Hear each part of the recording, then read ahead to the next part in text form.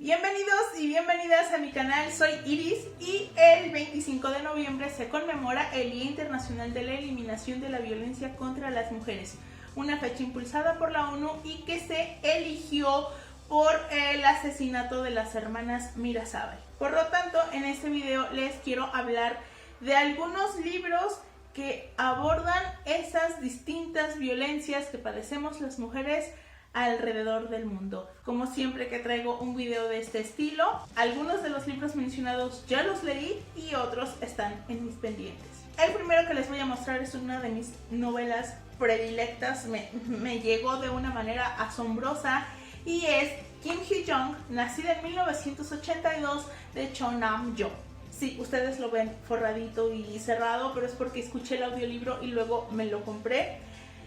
Esta es una novela que sigue a Kim Hee-jung, una mujer surcoreana, el nombre más común en niñas surcoreanas en aquel año, y por tanto es la historia de Kim Hee-jung, pero puede ser la historia de muchas otras mujeres de su país, de su generación, pero también la historia de muchas otras mujeres alrededor del mundo, porque lo que nos cuenta Kim Hee-jung es esas violencias, esas pequeñas violencias a veces imperceptibles que vivió a lo largo de su vida y que, como les digo, podemos extrapolar esas cosas tan simples como que no puedas sentarte a la mesa ni empezar a comer hasta que el hombre de la casa haya comido, porque tú tienes que servirle, porque es incapaz de pararse a servirse. ¿Cómo crees?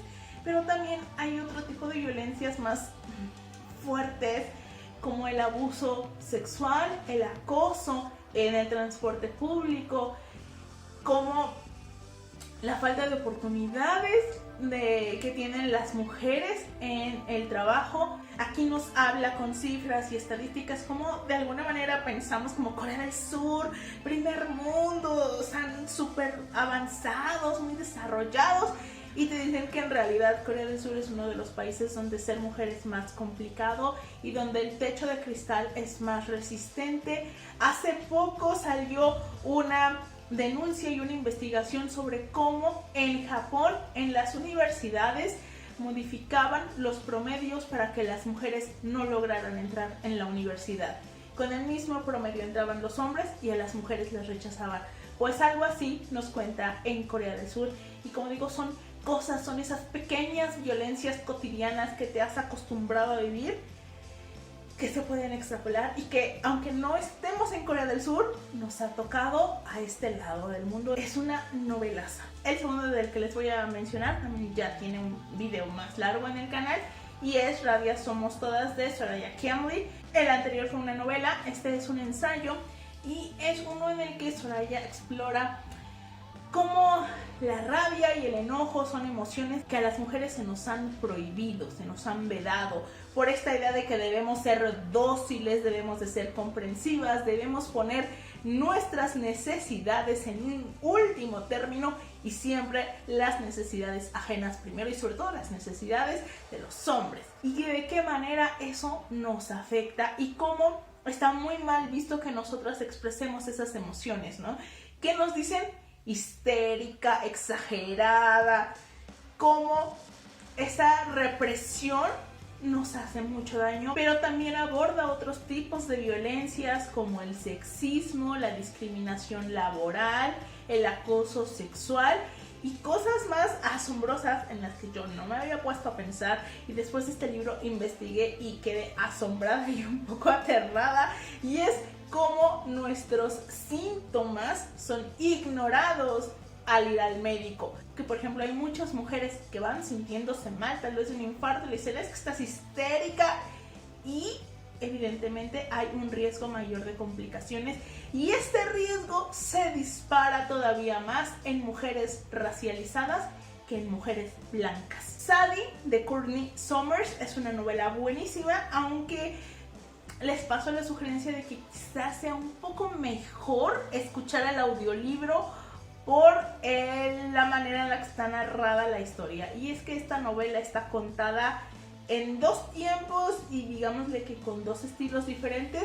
Por un lado tenemos a Sadie, nuestra protagonista, una chica cuya hermana menor fue asesinada y ella lo deja todo atrás para ir a buscar al hombre que mató a su hermana y encontrar venganza. Esto es porque las autoridades no están haciendo nada y decide tomar la justicia en sus manos. La vida de Sadie ya había sido muy complicada antes de eso y había tenido que ejercer el rol de madre en su propia hermana, en un pueblo pequeño, en un pueblo donde no hay pues grandes oportunidades. Y por otro lado, el segundo narrador es un podcaster, por eso les digo del audiolibro, que se entera del caso de Sadie e inicia una búsqueda, empieza a seguir los pasos de Sadie para saber qué pasó con ella, cómo terminó su búsqueda y cómo está.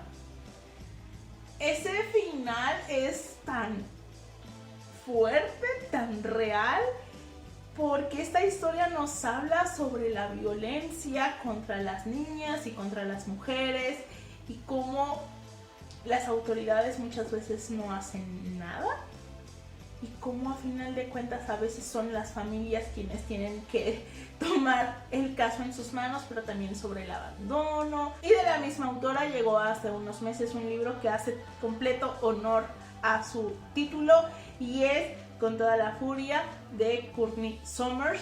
Esta es una novela, digámosle, narrada de una manera más convencional que la anterior, porque solo tenemos a una narradora, que es Romy.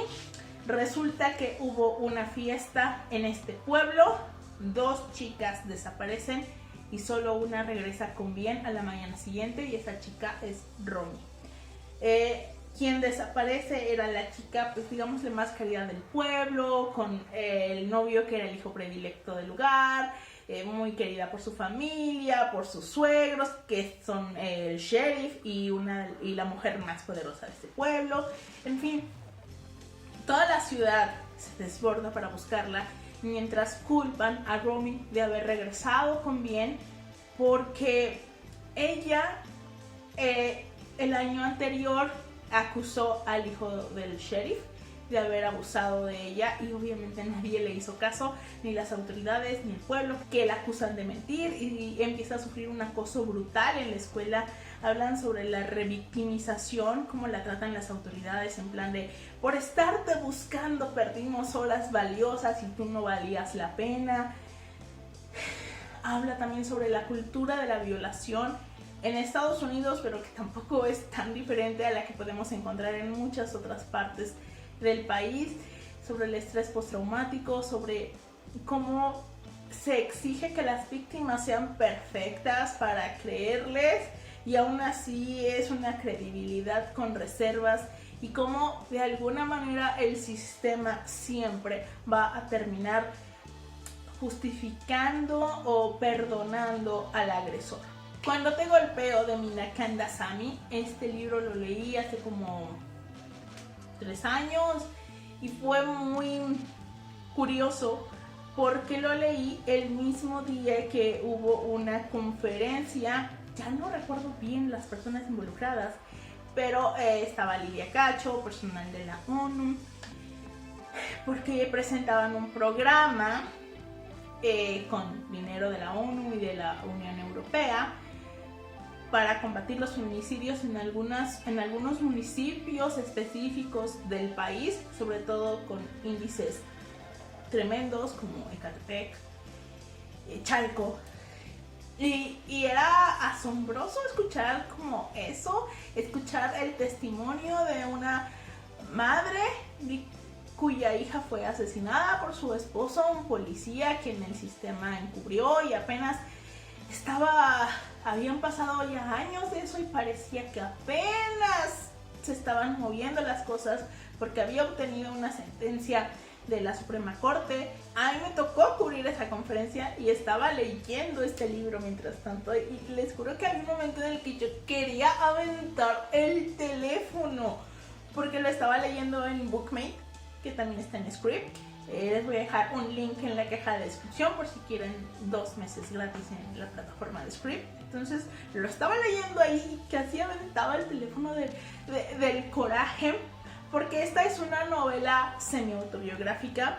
Mina Kandasamy pasó por esta situación. Estuvo casada con un activista comunista muy respetado en la India y dentro de las puertas de su hogar era un infierno. Entonces aquí nos cuenta de una mujer que después del maltrato vivido en su matrimonio se separó, está de vuelta con sus padres y sus padres están siendo ignorados, dejados de lado por parte de la gente de todo su pueblo porque tienen a una hija separada en su casa y la madre que empieza a contar la historia del matrimonio de su hija, pero haciéndose ella y el marido como las víctimas, y en un afán de ella de reapropiarse de su propia historia empieza a contarnos cómo fue ese matrimonio. En esta narración nos va contando cómo va escalando, porque siempre está como este comentario de ¿y por qué no le dejó? ¿Y por qué se buscó a ese hombre?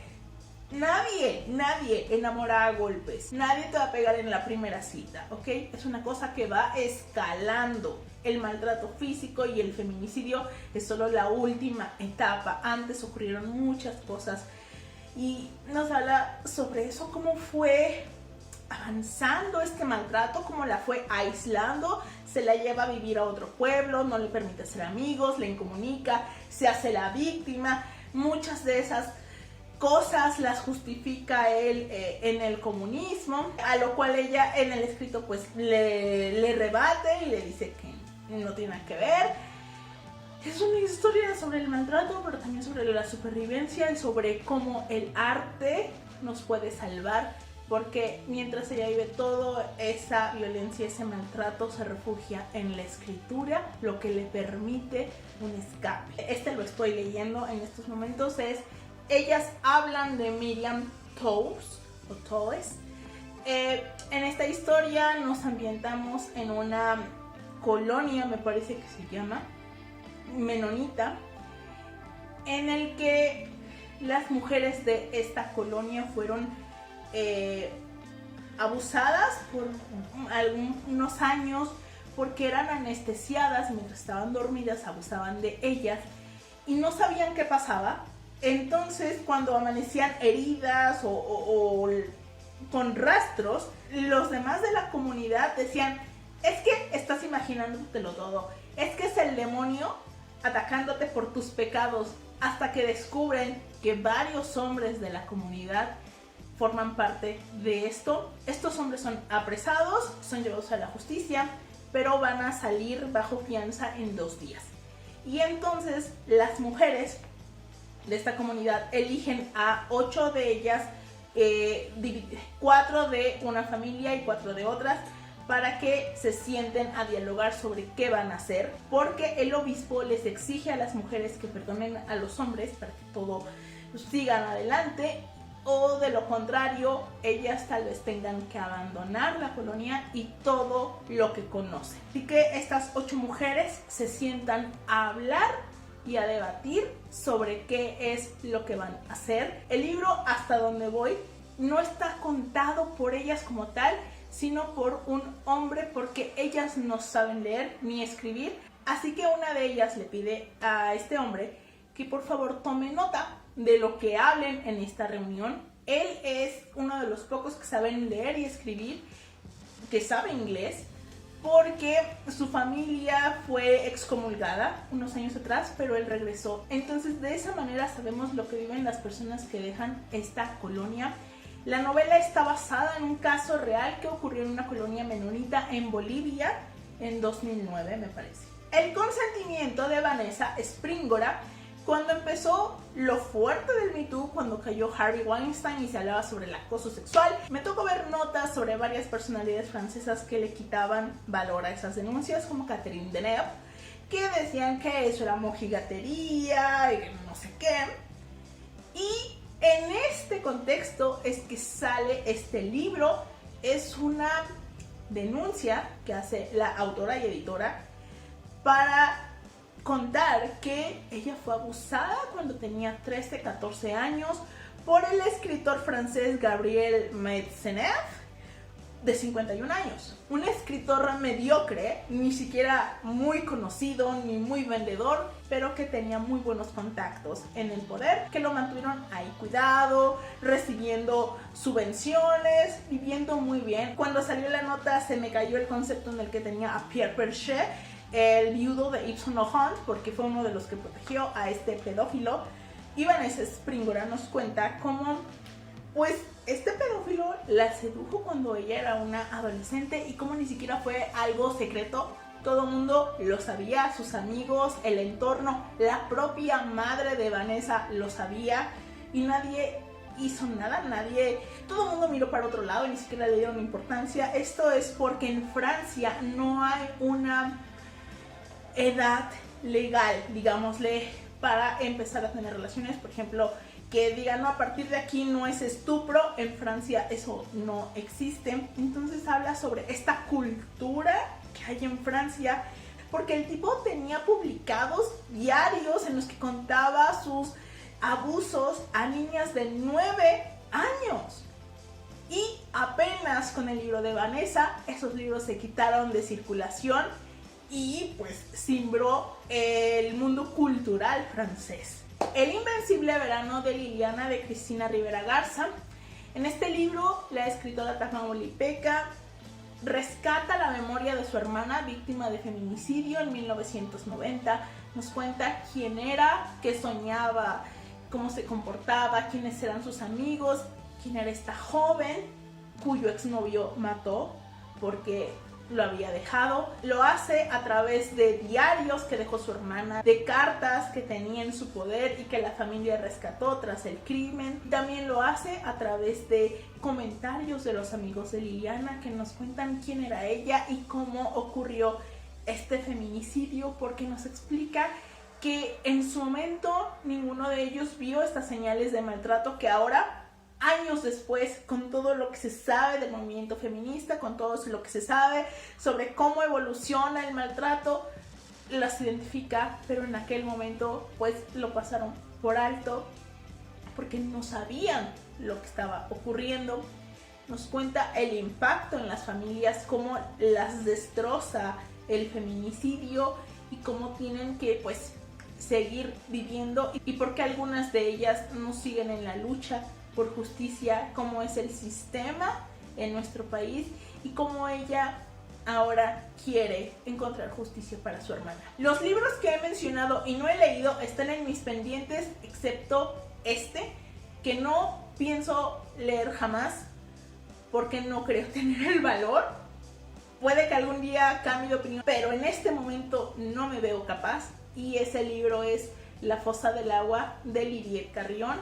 Este es un trabajo periodístico en el que Lidiet documenta desapariciones y feminicidios de adolescentes en el área del Río de los Remedios, como son Ecatepec y Tecámac.